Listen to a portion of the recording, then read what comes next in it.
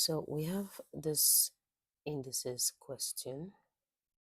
Now we're asked to simplify 16 to the power of minus 3 over 4 times 2 to the power of 2.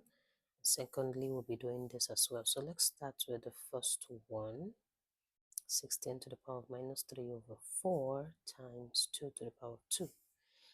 This 16 can be broken down to 2 times 2 times 2 times 2. So which is to the power of 4 times minus 3 over 4. Can you see that? Times 2 to the power of 2.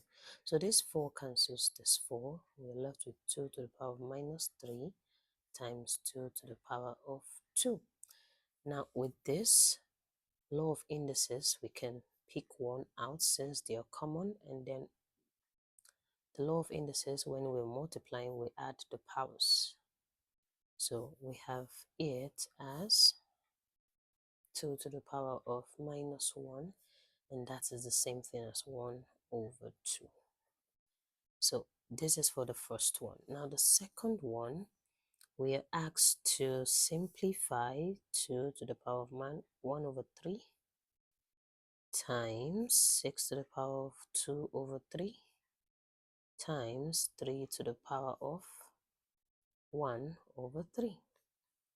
Now in this case, 2 to the power of 1 over 3, this can be broken down in two forms, and that is 2 to the power of 2 over 3 times 3 to the power of 2 over 3, like this. Now,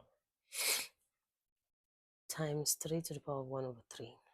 So we are going to group them, all the 2's and all the 3's. So this is 2 to the power of 1 over 3 times 2 to the power of 2 over 3 times 3 to the power of 2 over 3 times 3 to the power of 1 over 3. So this is common, pick 1. In the brackets we have 1 over 3 plus 2 over 3 times, here again we pick 1, which is 3. So we have 2 to the power of 3 plus 1, 2 over 3 rather.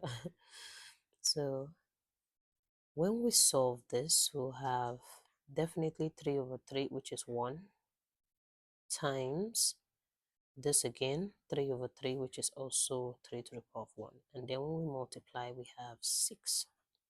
So that's the final answer. So like I always do, once I'm done with one question, you have to solve the other by yourself. So this is a simple one, still under indices, and you can solve this. This is under exponential equation. So solve this, do it yourself, and leave your answer in the comment section. I'll see you in the next one. Bye.